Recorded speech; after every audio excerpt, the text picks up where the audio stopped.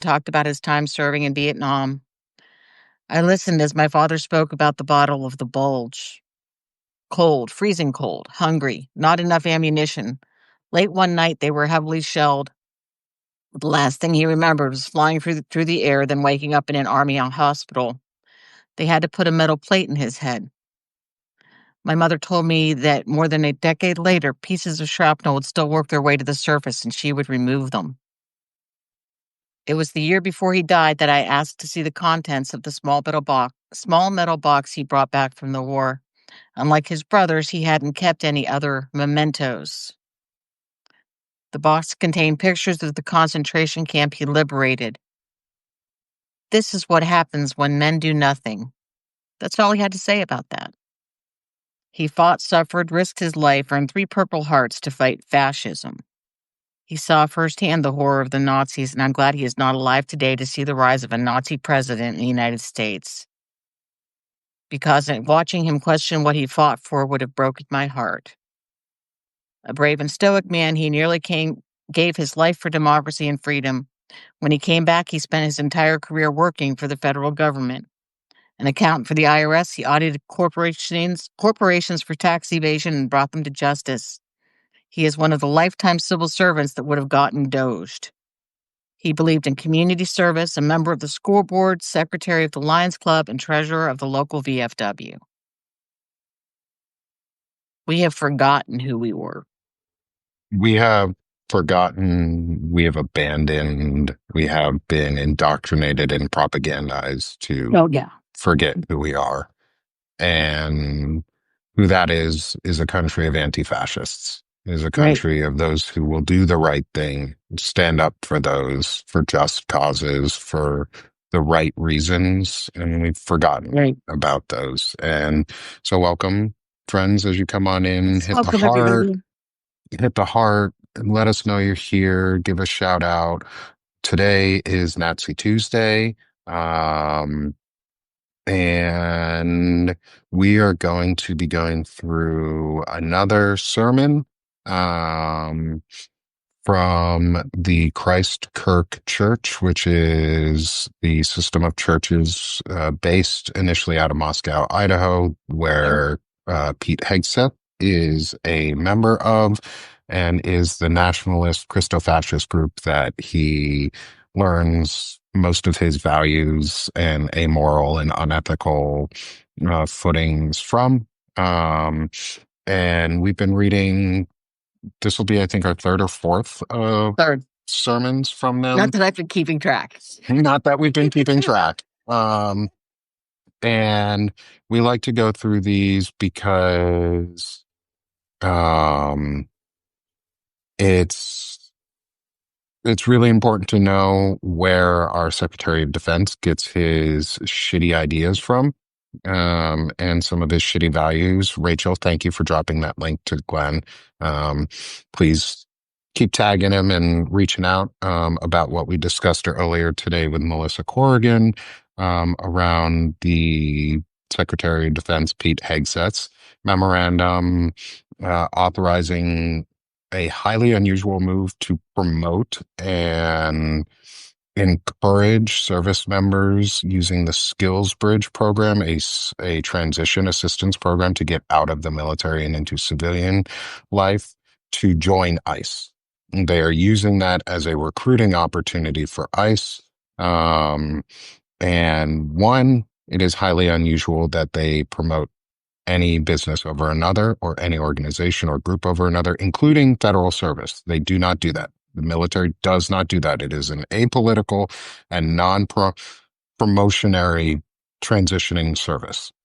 That said, it is now being politicized, and it is a promotionary transitioning service to become a ICE Gestapo fascist agent while still on active duty for 108 up to 180 days while you are still on active duty, where you get to go and play cosplay as an ICE agent while still on active duty and perform law enforcement and policing activities, which, oh, by the way, violate the Posse Comitatus Act because you are still on active duty. Just because you're wearing a different uniform does not mean you are not an active duty service member. And so understanding where Pete Hegseth comes from and folks like him, vitally important. Lisa, before Another we get into it, yeah, go part ahead.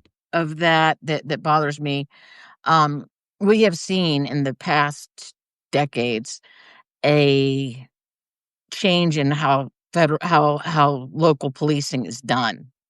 And part of that is because people trained for policing in the military are taught to police against insurgencies. They are taught to assume everybody is their enemy in their policing. Taking these people and putting them directly into ICE is frightening for me Yeah. because there is so much that you shouldn't be treating a normal citizen like. They are not Correct. the enemy. This is very alarming. It really is. Yeah, this is of the actions that they've done so far. This is probably the most alarming of them because they did it quietly. Right. Um, there does the This was done before the meeting of loyalty that Hegseth just had at Quantico last week or the week Right. before.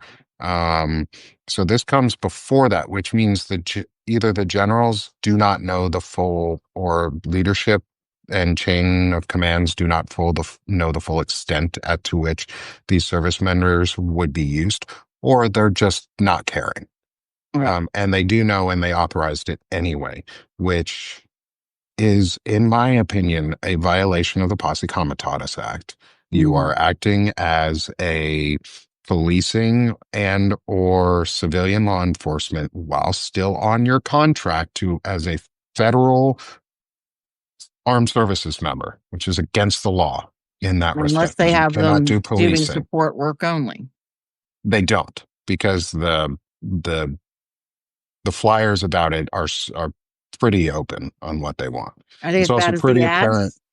Oh, it's very apparent who they're promoting to. It's all about the white nationalist, white man view. And like I said to Melissa Corrigan, I'm surprised they have not yet put out their Protect the Fatherland yet as part of our um, It's getting DHS there. promotional, but we're about to be there. Pam Bondi has said a few fatherland things recently, actually, that made Yeah, me go, "Whoa, what? yeah, Fatherland? What?" yeah. Yeah, that's straight out of Nazi playbook. If Right. they didn't need any more straight out of Nazi playbook, anyway. But all of that to be said is why we're talking about this is because Pete Hegseth, and it's his church that has, in no small part, driven a lot of his views and a lot of his approaches to the world, and is also now open in DC Mhm. They've opened a to be branch there. they opened a branch there because so many white nationalists and white supremacists Have moved to DC and have needed become a part of the place to worship. administration. Yeah. Yeah. So this is very prevalent. It is very dangerous. It is also positions being used in highly inappropriate and more than likely illegal ways. Again, Mhm. um, more to add to the fire, but we need to keep reporting on it and talking about Yes. it. Um, and so one of those is to talk about the sermons from Pete Hegseth's church. So I'm going to drop a link to the one that we're reading today, um, or going through today into the chat. And this one is by Doug Wilson, or Douglas Wilson, and is called No Small Gain, No Small Stir: Acts of the Apostles, Christ Church. It's from October 3rd. And so I'm going to read like I typically do for these, but this time I'll go more straight through because it's fairly short um, in terms of what the reading is itself. Um, but as I titled uh, the show, it's about the economics of grace. And I wanted to bring this one up because of the economics piece of it, and the decisions and how they view things in an economic way rather than a faith way, or in a system of faith and belief. It's a system of currency, um, and how that sort of bleeds really, really heavily into our capitalistic society, and where they've meshed together to create this disgusting neo-national conservative bullshit. And Lisa's got her mouth wide open, which means she just saw something she did not like. Well, I Googled Doug Wilson because he sends me through serious spiraling on X at times. And when I Googled it, Baptist News Global came up with this headline from October 2nd, which I hadn't seen yet. The bizarre story of Doug Wilson attempting to buy Christianity Today. Hmm. He has $10 million cash he offered them. No one can figure out where his 10 million bucks came from. I wonder if that money came from, I don't know, illegal taking money from the tithings. Or if it came from other people supporting him to purchase it to have yet another Seven Mountains mandate better controlled. Hmm. Yeah, that too. You know, this is all, in the end, this is all about mandates, the Seven But Mountain yeah, mandates and that totally blew controlling. me away. I did not know about the $10 million offer on Christianity Today, which tries to be a little more centrist. And of course, people like Hegseth and Wilson don't like that. Yeah, they don't like centrism. They also don't like progressivism in any way, which is why if you really want to follow a evangelical group that's good and has good views and values, go follow the New Evangelicals Mm-hmm. with Tim Whitaker, They're and great go if you've support been them. deconstructing. Yeah, they're an amazing group. Tim is an amazing person. Um, and he shows what Christianity and what radical Jesus following could be about, Mhm. which is, following the practices of Jesus and loving thy neighbor and caring and pulling up the weak and the helpless and the poor and giving back and serving your community. And it's not about the economics of grace for him. It's not about the economics of faith for him. Or does he score points, or crypto or Jesus crypto or Mhm. whatever bullshit they want to try and lure you in with a grift? It's about the faith and about what Jesus taught. Whereas Pete Hegseth and his lot are all about the grift and the power and what good does it give them specifically, in a lot of ways. Um, so I'm going to read through our introduction, the text, um, of the that was for the sermon that was used, for the prayer that Right. was used. And then we'll get into the summary of the text and, what we think it means and some of our thoughts around it. Um, so please bear with me while I evangelize all of you here, and get into my preacher mode so I can turn you all into good little Nazis. Um, Mhm. Uh, yes. And so before we get into this, Melissa Corrigan put information in the Banner and Backbones post from earlier this afternoon from Vet Talk, with information to reach out to your senators, or representatives to call about the Armed Services Transition Skill Bridge program, funneling service members to ICE, while they're still on active duty and doing internal policing and law enforcement. So please check out the Banner and Backbone post from earlier. Melissa put it out. It is in my subscriber chat. I did link to that, the post in my subscriber chat, as well, so you can check it out there. Great question. Um, so let's get into it. So, no small gain, no small stir. Introduction. Mammon is frequently a behind the scenes god.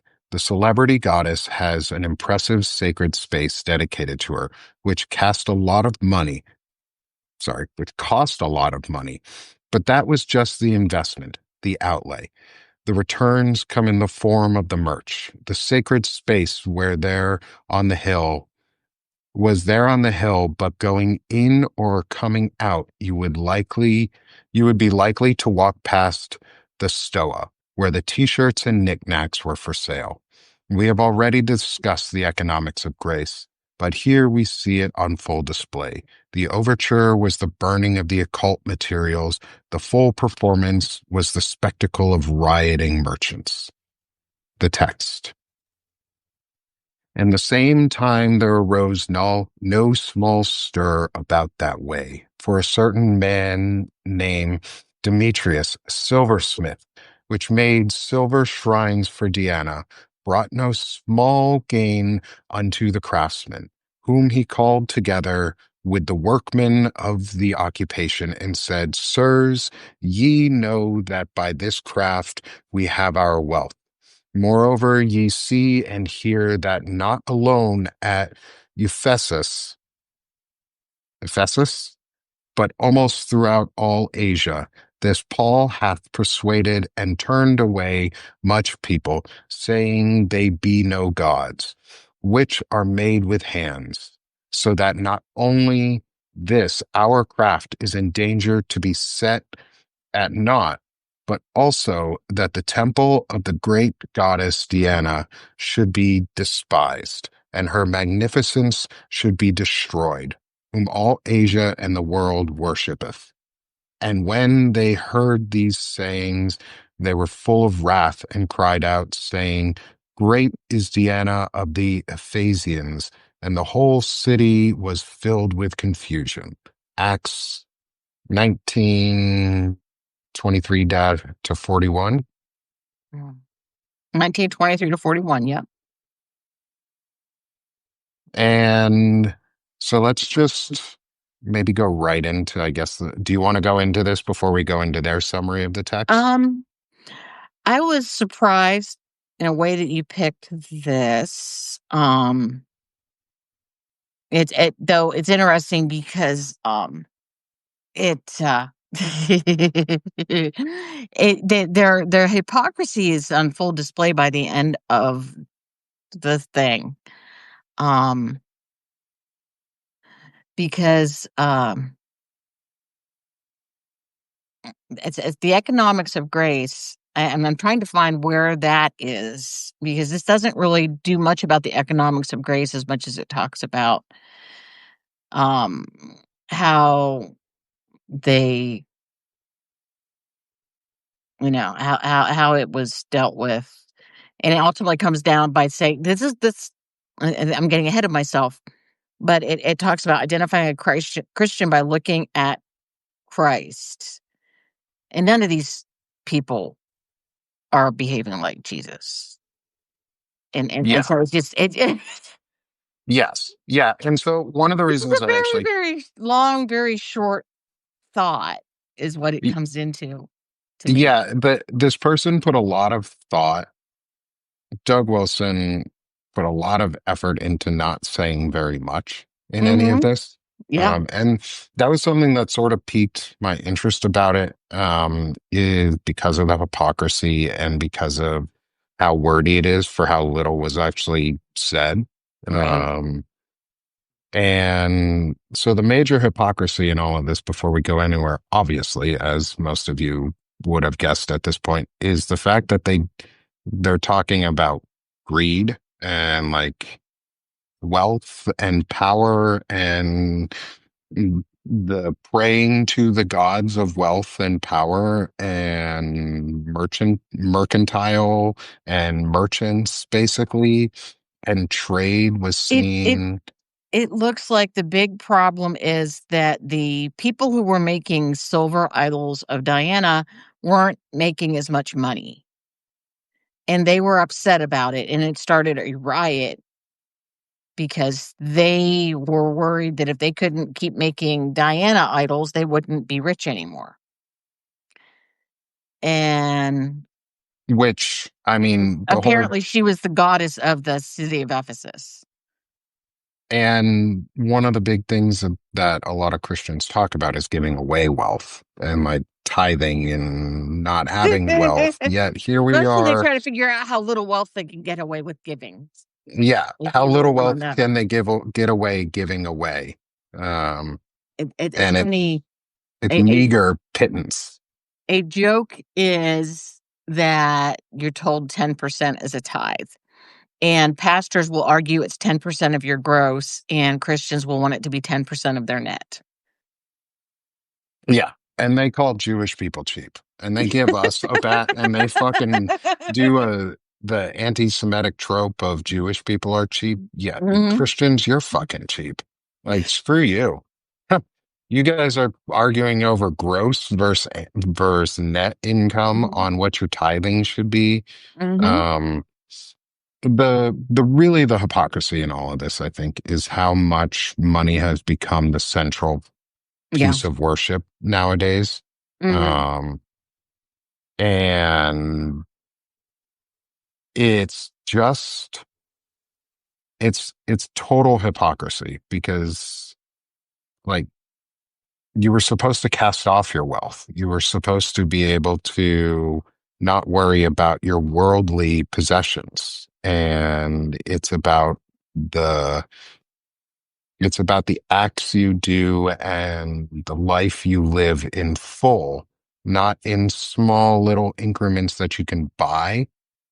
And if they want to go about it, like if we want to talk about it from like maybe a economic point of view, because that seems to be the real motivator behind this is money, is the the economics of this, of your faith system, would be to give as much as you can and hold on to as little as possible.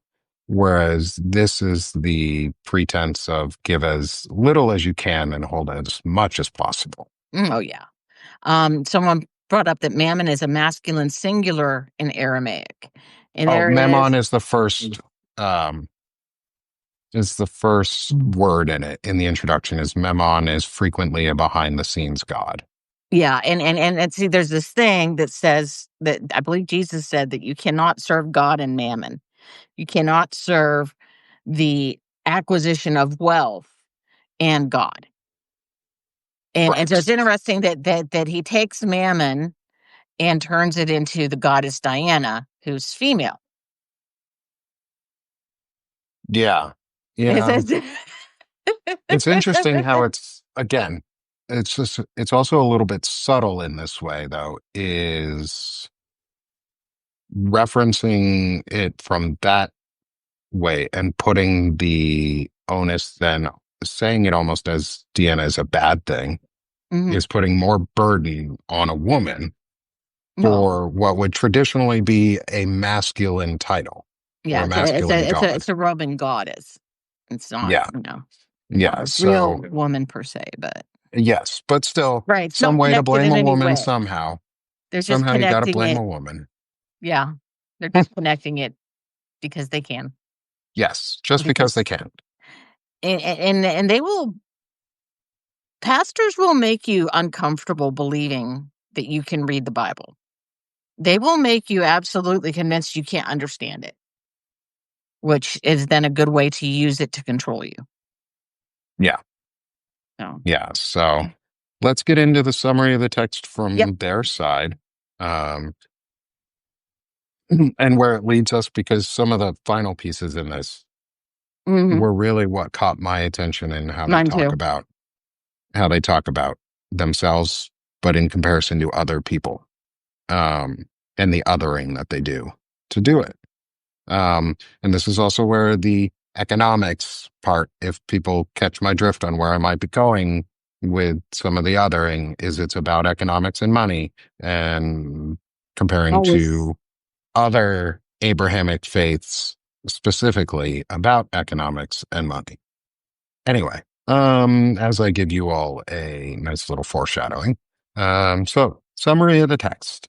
Luke states it mildly. The riot was not tiny. A silversmith named Demetrius was a maker of very profitable silver shrines for Diana, or Artemis. Luke is mild again. No small gain. He called a meeting of his fellow tradesmen and told them that their craft was their worth. He drew their attention to the impact that Paul had had both in Ephesus. Ephesus. I was always told it was Ephesus. It's part of modern day Ephesus. Turkey. Oh, Ephesus, thank you. And throughout Asia. He was turning people away from gods made with human hands. Not only would diminish their trade, but his work would bring the temple of Diana into disrepute, a goddess currently worshipped throughout Asia and the empire. Hearing this, they exploded with the cry, Diana is great is Diana of the Ephesians. Ephesians. The city was thrown into confusion, and they seized two of Paul's traveling companions, Gaius and Aristarchus. Aris- Aristarchus. Aristarchus, and rushed with one accord into the theater. Paul wanted to address the crowd, but the brothers wouldn't let him. Reinforcements to his good sense were brought by Looks like Asiarchs. Asiarchs, city officials who were friends with Paul. The crowd was confused about what the issue was, the different people yelling different things. The Jews put a man named Alexander forward, but the crowd wouldn't let him talk because he was a Jew.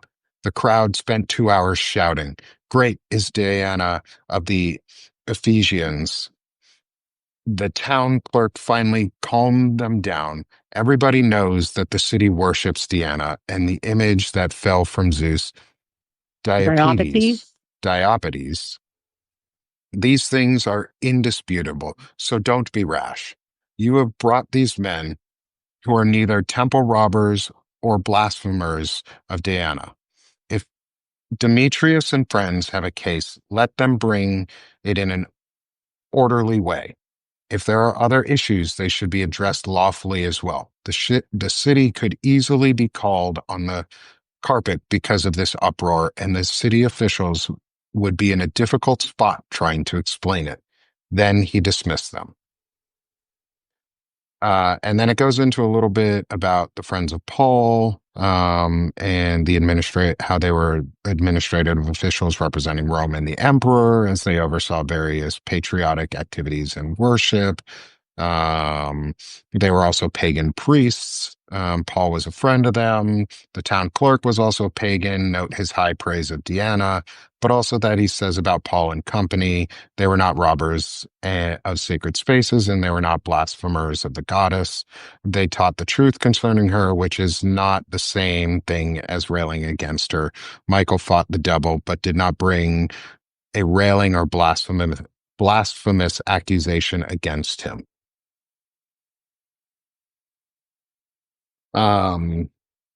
And so continuing to go on, there's more discussion about how these are godless pagans in the city. It was and their folly was on full display. It was also worth noting that they were successfully calmed down by Roman leadership. No one was hurt. No one was arrested.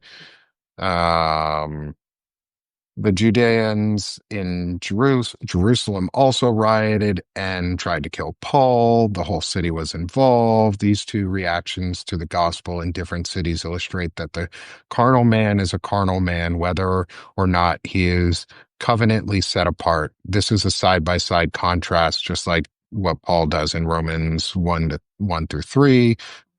Romans 1 says Gentiles. Gentiles are under sin. Romans 2 says that the Jews are, and Romans 3 says that they are all in the same boat together. And then this is where things started getting hit me a little bit, was we see here how the new birth is absolutely essential. Right. The true Jew is the one who is a Jew inwardly, and circumcision is Of the heart by the Spirit. that is circumcision. Okay. Here we see the new birth is absolutely essential. The true Jew is the one who is a Jew inwardly, and circumcision is of the heart by the Spirit. There's nothing worse than being a Jew on the outside and an Amalekite on the inside. Well, actually, there is something worse, and that is being a Christian on the outside and an Amalekite on the inside. How do we identify the Christian? How do we know when we have seen a real Christian? We know the same, we we know the same way we know anything, by looking to Christ. Wherefore, henceforth, know we no man after the flesh. Yea, though we have known Christ after the flesh, yet now henceforth we we him no more. What a terrible way to phrase that sentence. That's because they're using King James Version, which is really Yeah, convoluted yeah. to read anyhow. And then to whom God would make known what is the riches of the glory of his mystery among the Gentiles, which is Christ in you, the hope of glory. Which, you know, It's that's interesting. fine. That's fine. Me. Like the hope of glory of God is a good thing to Okay. be driven by. They are fundamentalist Christians, and they are people who believe in making a actual commitment to Christianity. That's why they're talking about the new birth. They're talking about saying, I want to believe in Jesus, and doing the whole sinner's prayer and the baptism and everything else. What's fascinating to me is they don't actually tell you what Jesus should look like. And part of me, unfortunately, has gotten jaded enough that I think they do that on purpose. Mhm. Because if they were to list what Jesus looks like, they would immediately make it obvious that we are not behaving like a Christian country, for starters. Yeah, We are because not doing anything that Jesus said to do. someone who looks like Jesus is someone who is poor. Someone who Correct? looks like Jesus is a Brown. sex worker, is brown, is downtrodden, is sick, is injured, Is looks hair kind of is like me with just really with hair darker skin. blue. Yeah. Like, The sad thing about what has happened in the marrying of quote unquote Christianity and empire in this instance is that we have, of course, lost all track of who Jesus was supposed to be. And we have some, by the same measure, we have actually driven away most of our children from Christianity, because our children look at what Christianity is currently being demonstrated as, which attacks the poor, the downtrodden, the different. It creates, everybody is the other that you're supposed to be attacking. And they look at that and they go, "Well, that doesn't look like what I would want to do as a religion. This looks really horrifying." And they go, "I don't want to be a hateful person. I'm not going to do this." yeah, And they all, I mean, when I was a Sunday school teacher back in like 2007, 2008, all of my kids were leaving. They didn't believe anymore. They're like, "I can't believe that you would tell somebody that they're going to burn in hell because they were born gay and fell in love with somebody that they're attracted to." They said, "How in the world is that rational, giving, loving, forgiving? How's that any of those things?" And so and this was a very co-opted, planned thing. Um I found this book. I got it ages ago. What's frightening is this book is from 2006. mhm, Okay. And the author, Robin Myers, he is well known Oklahoma City pastor, actually. mm, And lovely. one of the first Us churches. Oklahoma and the South giving off some great vibes for everybody Isn't it else, our crazy? neighbors in Oklahoma. Um, but anyhow, it's interesting because I've been rereading it again. Uh we have a right to judge our presidents by how they respond to tragedy. It became painfully obvious as he vacationed in Texas, Bush was simply oblivious to what was happening. He's talking about Katrina. I don't believe, as some people do, that he was motivated by malice. He just didn't have a clue. On the way back to Washington, he flew over the Gulf region in Air Force One and gazed down from the window in air conditioned comfort for what would have become a regrettable photo op.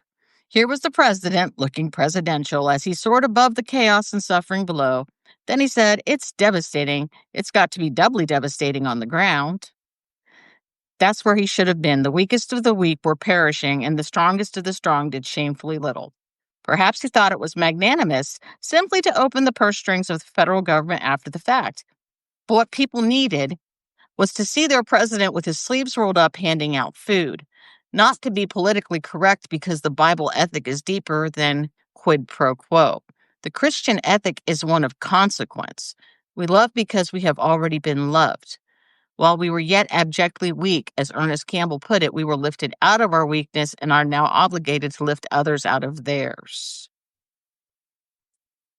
And what happens is I always thought when I listened to all of these sermons telling me to be a white Christian nationalist, that if we actually lived like Jesus, we would have like the most vibrant religion there could be. Yeah. Because Yeah, that's the nobody's going to get hypocrisy mad of at it. people living like Jesus. You know, it's No. uplifting, it's encouraging, it's loving, it's serving. No one will argue with that.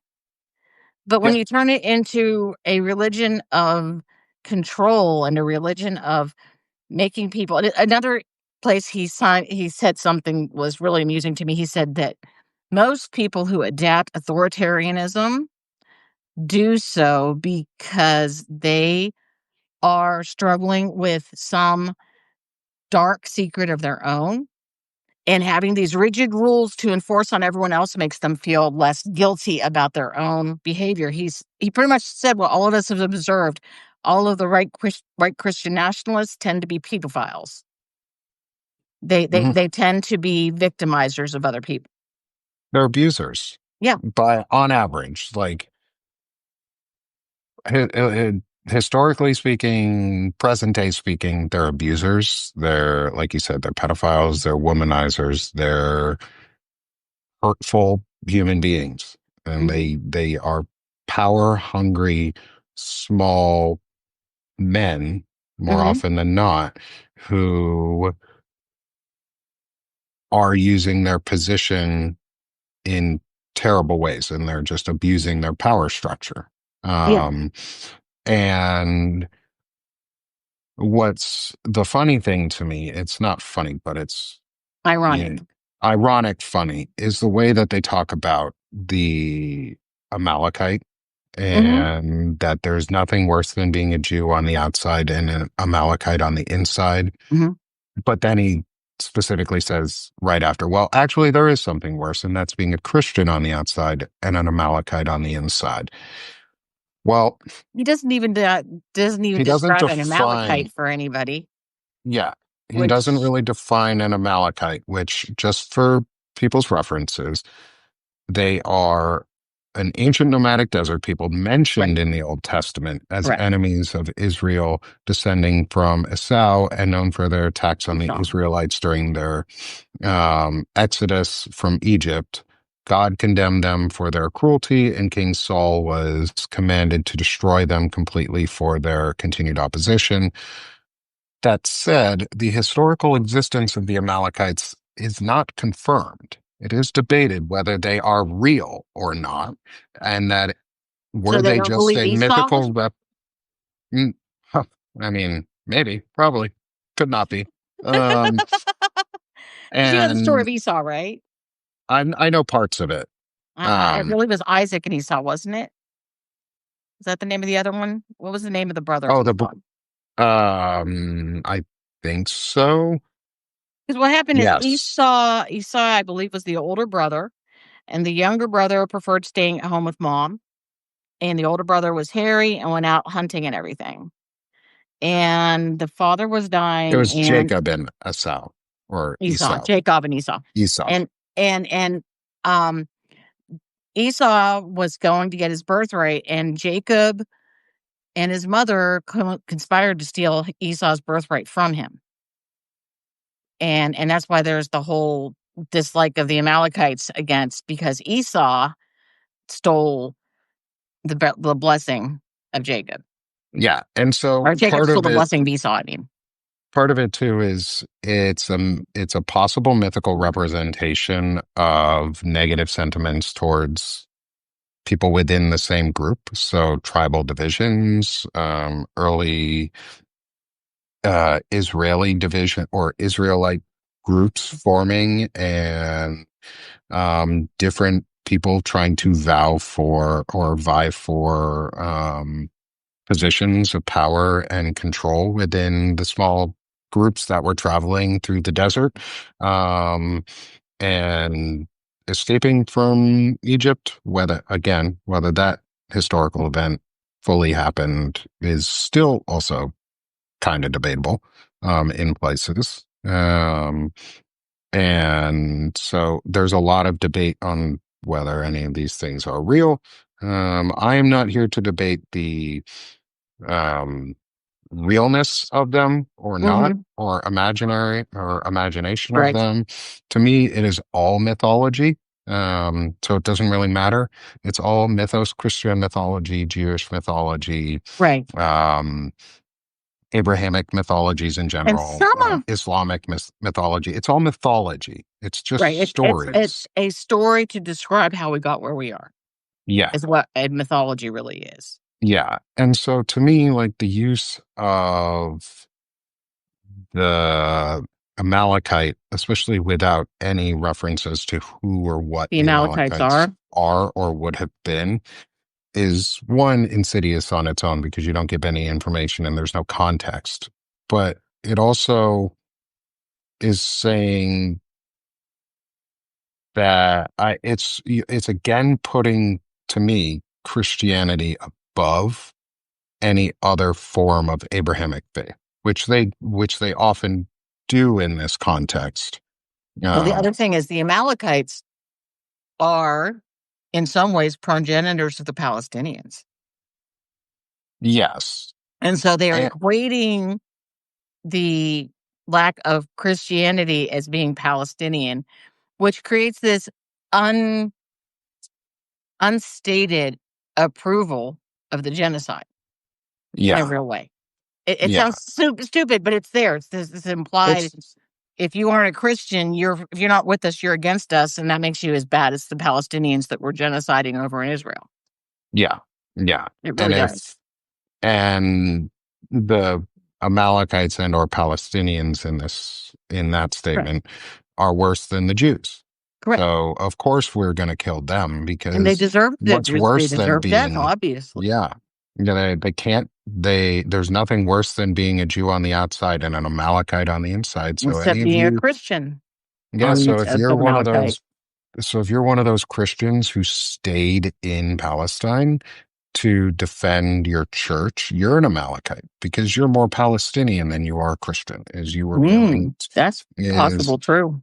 because they let those folks burn and die. Nobody in No, our Christian community here in the US on a major scale decried that. The Pope not only that, didn't seem to decry that. we aren't offering them refugee status either. Nope. We're letting white South Africans come in as refugees, but we're But not not allowing Christian Palestinians. Palestinians to come in. Yeah. Doesn't matter what flavor Palestinian you ain't allowed in. Nope, You're you're an a Amalekite. Palestinian. You're an Amalekite. Yeah. Which is, funny because in the aha, you suck kind of way of they're the Amalekites is Christian nationalists are Oh yeah, would be more akin to an Amalekite than anyone else because they have perverted the faith. They they have have corrupted the system. They are attacking us from white behind. They're Christian attacking the nationalism is Jews a from heresy. behind. Oh Hmm. yeah, it's a heresy in so many ways.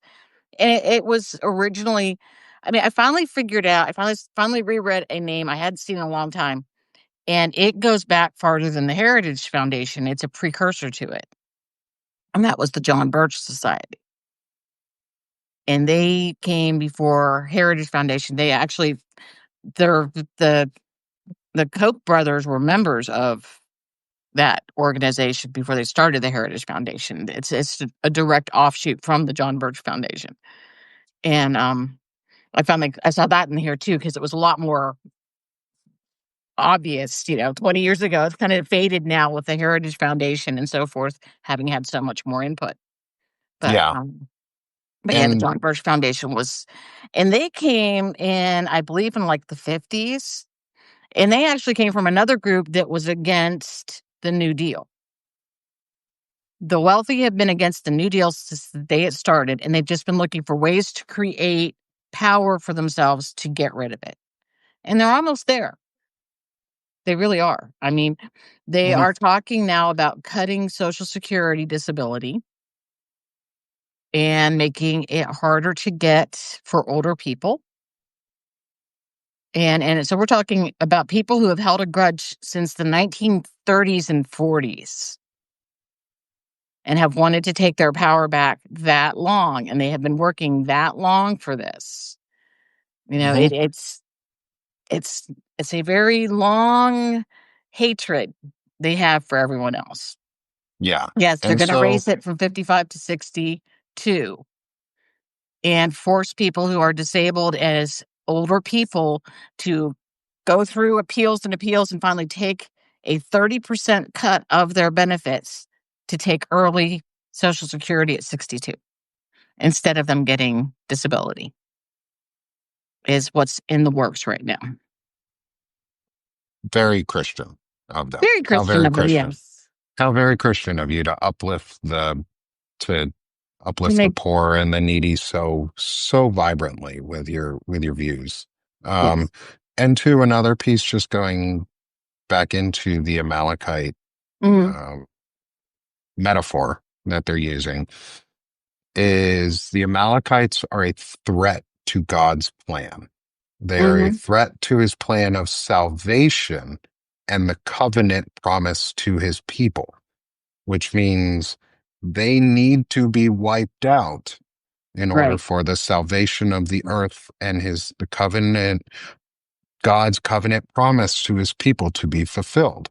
And one of those covenant promises would be a ethno-state in Israel, right. where there are no more Amalekites and or Palestinians or others that they don't want. Bible Hub says the Amalekites' threat to God's plan is rooted in their unprovoked attack on the weary and vulnerable Israelites during their exodus from Egypt. This act of aggression led to a divine curse being imposed on their descendants, as recorded in Deuteronomy 25:17-19. The command to destroy the Amalekites serves as a reminder of God's justice and the importance of obedience to his commands. Amalekites symbolize the force of evil and in opposition to God's purposes, and their destruction serves as a significant event in biblical narrative. So, being an Amalekite and a Christian apparently is much more dangerous. You are actually a enemy of God as an Amalekite. Well, and if you don't start hearing that word more, I must be an Amalekite. I bet you we probably will, because I must be an Amalekite too, because I guess I'm a threat. I must be a threat to God, because I'm a lesbian. Everyone's going to go to hell if they talk to me. I mean, it's terrible. I mean, I'm a progressive Jew who thinks that it's wrong to slaughter innocent people in Palestine. And, um, I like to make sure and uplift my neighbors and their families and my friends and all those around me. Yeah. Like I'm just about to do here for Lisa is I'm going to uplift Lisa here by saying, everybody go subscribe to her and become a paid subscriber with her, because it's awesome and it helps her, and it's giving her the chance to be able to talk on these issues all Yeah, the time that's and true. openly and discuss them. And I would have never met Lisa had we not been on this platform together. Um, and I feel really lucky to know her, because I get to learn a lot of really cool stuff from her. Well, thank And you. get my They make me my feel like I'm a lot beliefs smarter than I challenged. am. Well, you challenge my beliefs in a lot of ways, in good ways, and you provide a lot of good context that I don't have as much on. And it helps prepare me to be more informed, but also gives other people a lot of information. And I value that, especially from someone who can see from the inside what it was like to be in one of these organizations Oh, yeah. and how to talk about it in ways that I can't. I was never a Christian nationalist. I have I left the still, Jewish faith when I was like 5, and I never turned back. I have been trying so hard to figure out how to explain that Christians that believe this aren't trying to be hateful. And being out of it so far makes it, I can't come up with anything rational because the problem with belief like that is it doesn't necessarily have to be rational. I mean, for one thing, you're believing that there's a God in some other part of the creation that's actually watching everything we're doing and interested and so on and so forth. And that you have this personal relationship with this God. So then all of a sudden, whether or not you're being obedient to that God means something. And telling people they're going to go to hell because they aren't agreeing with you is trying to be helpful. And it's like, how do I explain that in a way that doesn't make them sound like complete idiots? And I have yet to come up with a really good way because I want to try to figure out how to reach some of these people. And I know a lot of them aren't reachable, to be honest. There are some that are just so far down that rabbit hole, they're not coming back. But reaching the ones that are, it's like, how do I do that without, because if you're not careful, you're insulting to them. Yeah, and It's such a when challenge. that's the problem when people have made ideas that are not their own into personality traits Mhm. that are not real personality traits. Like being a Christian nationalist doesn't have to be a personality trait. It's a choice to be a bigot and an asshole. It is. Um, and it's a choice to spout those things, even if you don't think you're doing it out of hate. When Mhm. other people tell you that you are, it's the, to me, from the outside, it's the holier than thou view, Mhm. and feeling of just as, uh,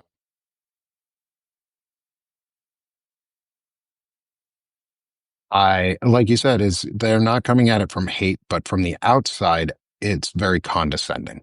Like it's just super condescending to tell someone, oh, you're going to hell unless you convert or something Right. along those lines. Like it's Right. just condescending to me to tell me Well, that I'm going to hell it because it I it don't believe in what you're doing.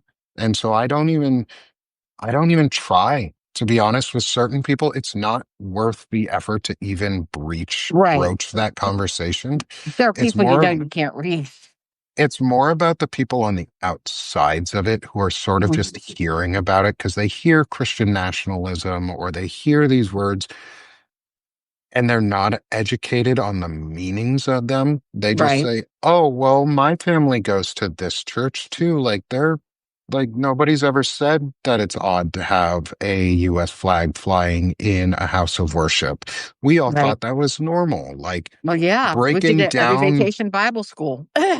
but if we can, I think if we can actually like touch on the things that seem out of place in what a real Christian or Catholic organization would look like, maybe they might actually start seeing some of it. But then Right. again, I don't know. I don't know. I don't try and I'm I'm not here to win over people.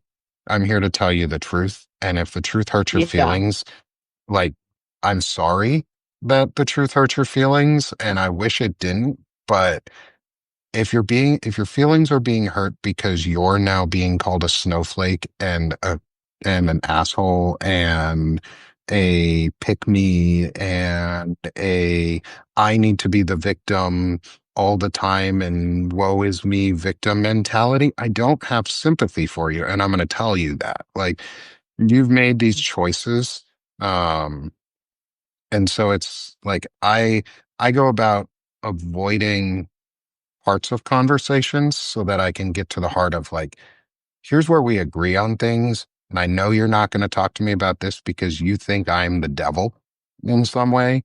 Um, and that if I go that way, you will shut me out. But if I Right. go a different direction and I don't even approach your faith, um, because it's not about like, I don't want to deconstruct your faith. I don't want you to not believe in God. Right. I want you to believe in the God that your Bible actually says. Because, like you said earlier in the Right. show, it's like so many people don't like Christianity anymore, and people are pushed away from it, not because Christianity has changed, but because the people who Mm, practice it suck.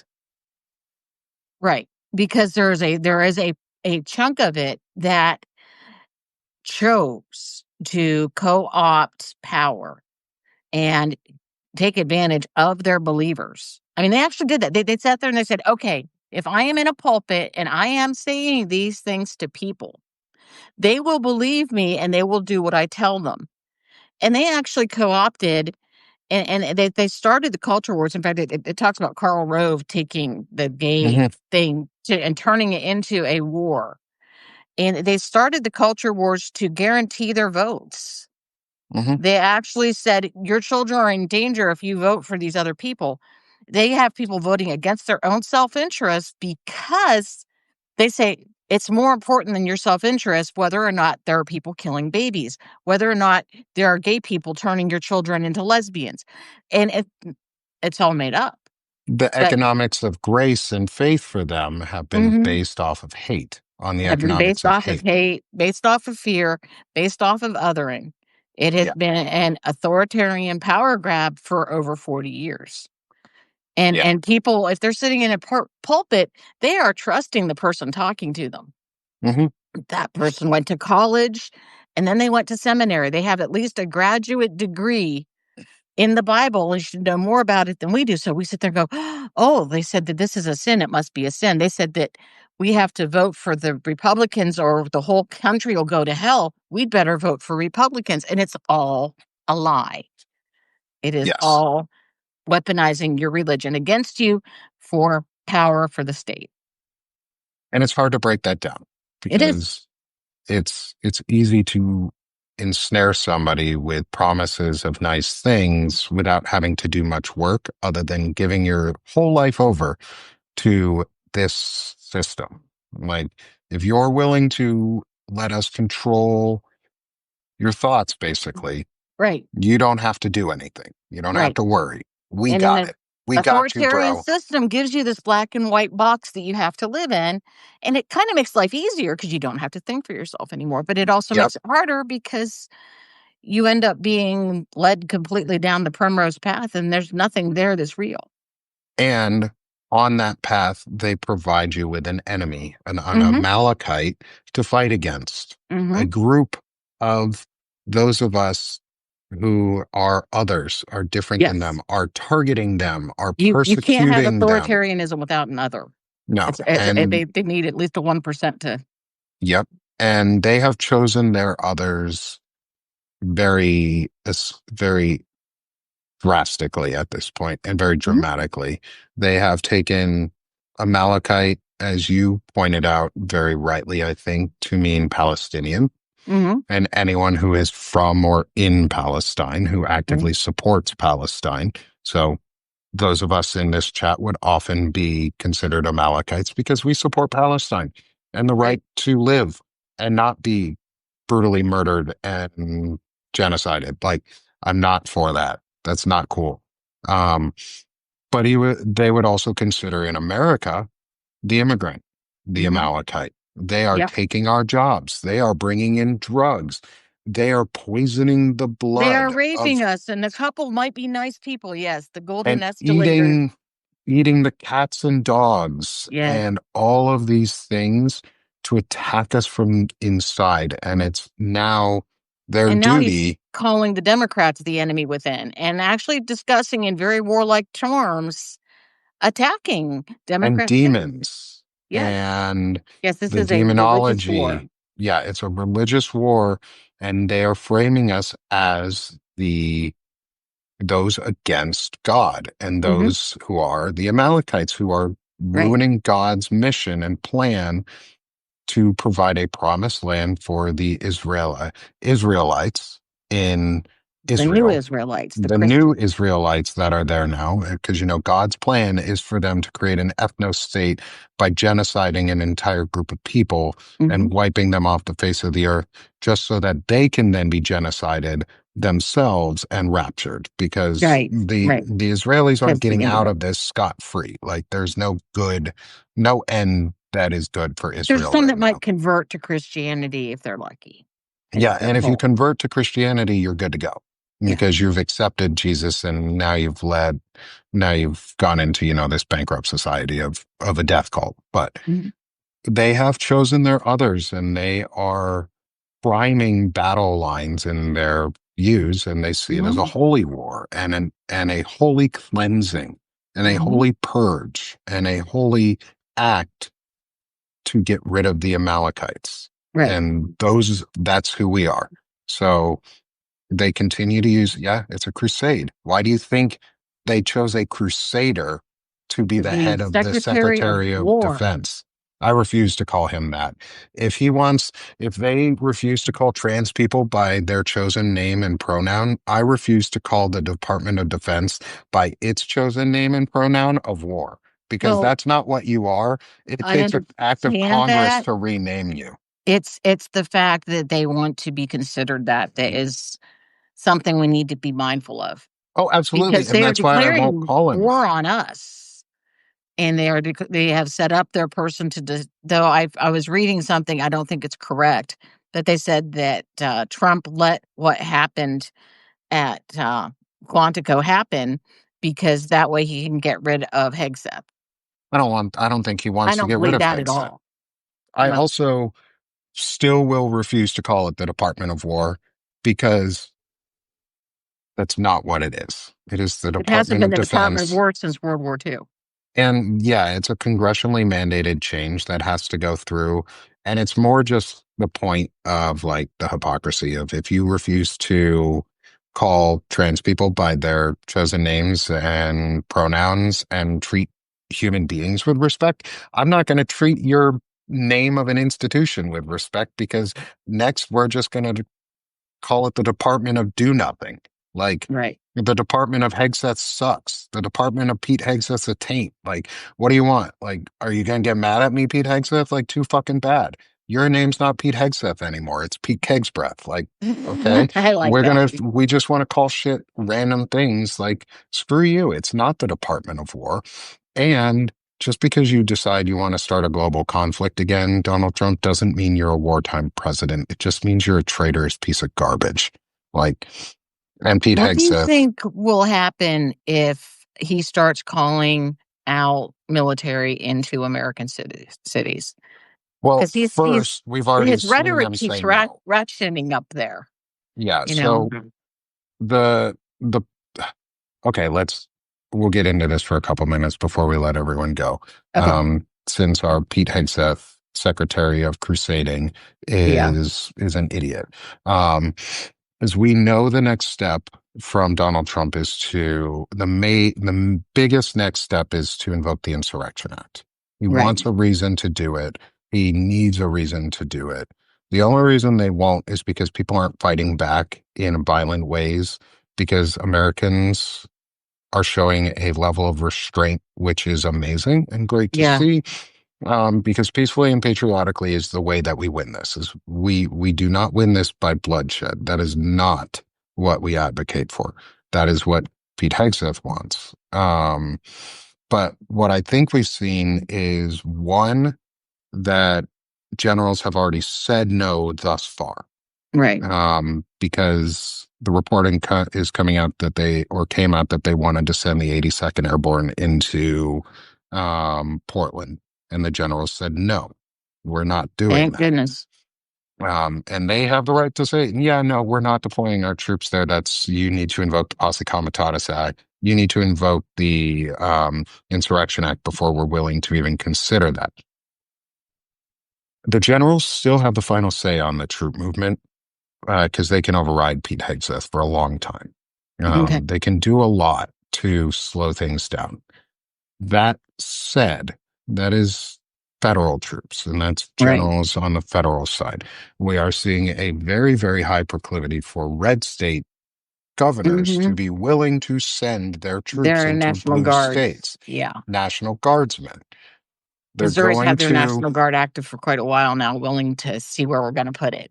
Texas is sending their National Guard, or reports are they're going to try and send their National Guard into To Chicago Portland. Oh, Chicago. against the will of I think it's Governor Chicago, against the will of the governor. Pritzker. And if it's not, it's still against the will of the governor in Oregon too. And Like Portland has a ruling by a judge there that they can't send anybody there. that is for all states. That ruling was not just for that ruling, as far as I read, was that no state can just come in and send troops. Like Hmm. you can't just start sending troops going one state after the next until it's not like a fucking game of pick me where you go down the list of all the blue states until you get to a red one that says, yeah, I'll do it. Let me invade somebody else. Like we have laws against that. And the judicial branch is showing that it's willing to hold. And the military thus far is still willing to hold. If the Insurrection Act gets invoked, Hmm. that is, I think, where the gloves come off on who really says no and who has true courage to stand up and say, this is an unconstitutional order, and we Right. will not fire upon civilians, and we will not fire and create an unprovoked war within the U.S. on civilians who are not doing anything wrong. Hmm. But there will be those who say, yes, I'll do it. And it's going to draw it's either going to coalesce the entire military around no, we will not do this, or it will fracture the military. There is no other option. The military will not in full ownership go along with this. Right. There are members of the military from high to low that will say no, many of them. But there are also many of them, as we can see by Pete Hegseth's actions for the the service transition skill bridge program, where they are authorizing that active duty service members during their final 180 days on their federal service contracts, while they're still active duty soldiers or troops in some way, could go join ICE and do internal policing Right. and law enforcement. They are already showing that generals are willing to go along with subversive things like that, as long as it's not obvious or Hmm. it could skirt accountability in some way. And Right. so we won't, we won't know. We Right. won't There could be a know couple of until it Christian happens. nationalist generals out there and a couple of Christian nationalist I admirals and mean, so forth. Mike Flynn is a great example of a Christian Yeah, nationalist general who is that's no true. longer in, but his brother works at the Pentagon and is a Mm. general. Um, there are more than one Christian nationalist. There is definitely more than one Christian nationalist general or admiral or flag Right. officer. There are definitely more than zero Christian nationalists in the military. Oh, And in yeah. fact, it is the one study that the military refused and refuses to combat is internal bigotry due to Christian nationalism and white supremacy. Um, and I think the next step we have to be looking out for is the Insurrection Act Right. and ensuring that we do not obey in advance by not showing up for protests. It is your Right. constitutional 'Cause- right to go out and protest peacefully and patriotically, which means go to the No King's Day rally on the 18th of October. Definitely. Bring your American flags, Bring your wear friends. bring your friends, bring phones with extra chargers, bring water, bring snacks, bring lots and lots of American flags and patriotic gear. Bring lots and lots of patriotism. Hmm. Because and I've said this before and I'll say it again. because it's not about diminishing pride in other things that we're Mm-mm. prideful of. It Nope. is taking back patriotism. And taking We back are Christianity so, if you're so in, in if you're so inclined, yeah. take back your Christianity. If you want folks like me who don't believe in organized religion and don't value the teachings of organized religion to be welcome and care about Christianity or organized religion, show us why we should care. Hmm. Actively be anti-racist, Right. actively be anti-Christian nationalist, Hmm. actively be for human dignity and the teachings of Christ, actively be for the Constitution, which means peacefully and patriotically show up to the rallies in as much patriotic gear as you can, in as much patriotism. Wrap yourself in a cloak of patriotism when you Yep. go to the rally, because it's not about being a gay American, straight American, a pan American, a black American, a white American, a brown American, a any American. It is about Right. being American, Hmm. about being from the United States and And about loving your upholding, country enough to want it to be better. yes, and showing that our love for our country, even as shitty as it is right now, still shines brighter, and that we love our country more than the hate that they are spewing. And we believe Because, we're capable of better than we're doing right now. and we are much more powerful than they want us to think. We Yes. are much more powerful as citizens collectively than politicians of any sort would ever want us to know. It's I up to think, us to use it. yeah, a lot of I think a lot of the ramping up we're seeing is actually because the second No Kings protest is coming and Trump wants us frightened. He He wants wants to people to not show up. suppress. Yeah. So the So best show thing up. we can do to make his life miserable is show up and bring friends. Show up, bring a friend, So if bring you don't like Trump, bring fun party signs, but bring your American flag. Bring your American flag. And when you go, and I'll talk on this next week too, before all the rallies and stuff, is rally safety. Is be prepared and safe for a rally, but always have a plan. And film. And you'll see me live, depending on how much battery it takes up on Substack to do it. mhm, Is I will live stream at least part of the rally, where I'm at, and I've already started making plans on meeting at least one other person there that I know that we are going to be rally buddies. And it's important. Find a rally buddy, because then you go up in strength, you have fun, and above all else, be patriotic, mhm, be peaceful. If you see somebody trying to agitate and create violence, you use the power of the mob to stop the violence, to ostracize them and push them away from the group, to make it very, very blatantly obvious that you are not part of the violence. right. And yes, Lefty Dem, I'm not sure that Palestinians would carry an American flag if they showed up. I don't blame them. I'm not asking Palestinians. I'm asking Americans.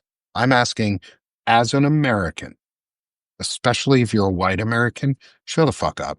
Show up. Show up, and don't let don't let people who are minorities stand in front. It's not on them. This isn't their fight. This isn't their cause. They didn't start this.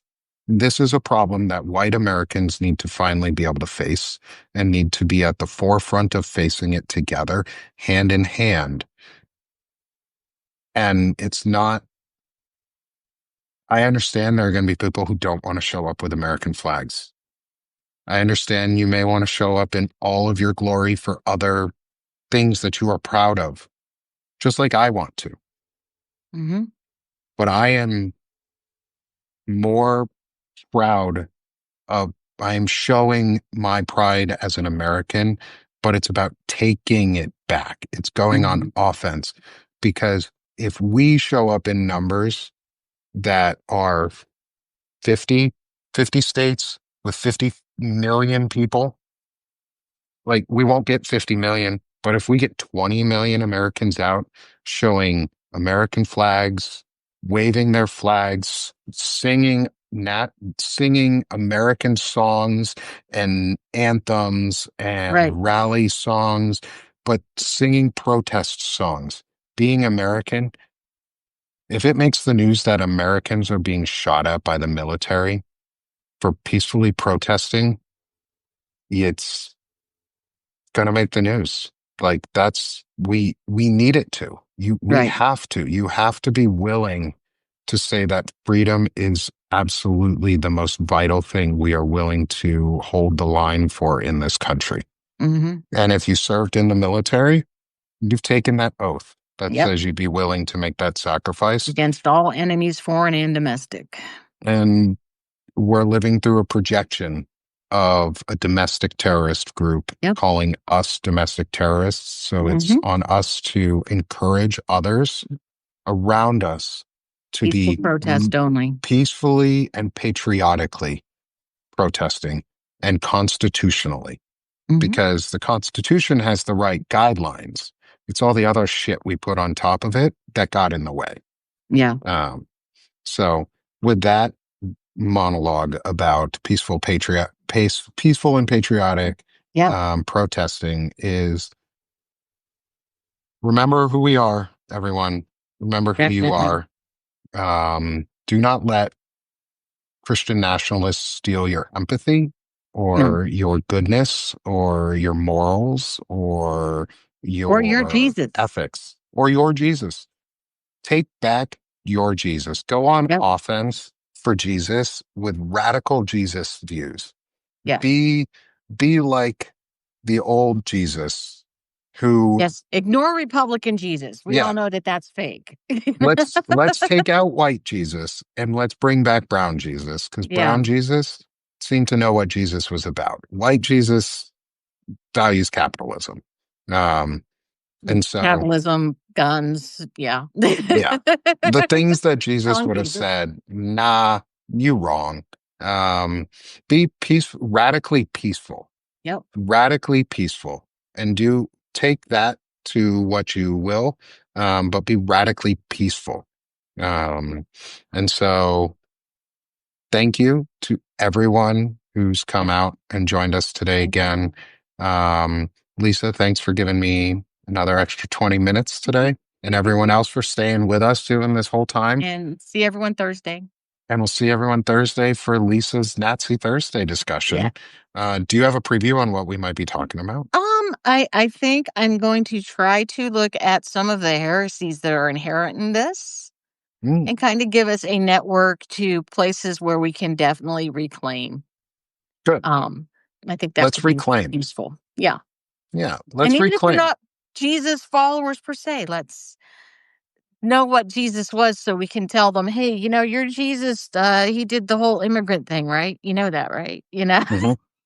And I mean, if you want to be a Christian nation, then let's be Let's radical be Jesus Christian. followers Yeah, and be Christians who follow those teachings. So Nazis, it's on you. Your turn. exactly. Your turn to try and be radically good for once. We're Amen. already doing it. Thank you, Great. Lisa. Thank Thank you, you. everyone. Bye We'll bye. see you on Thursday.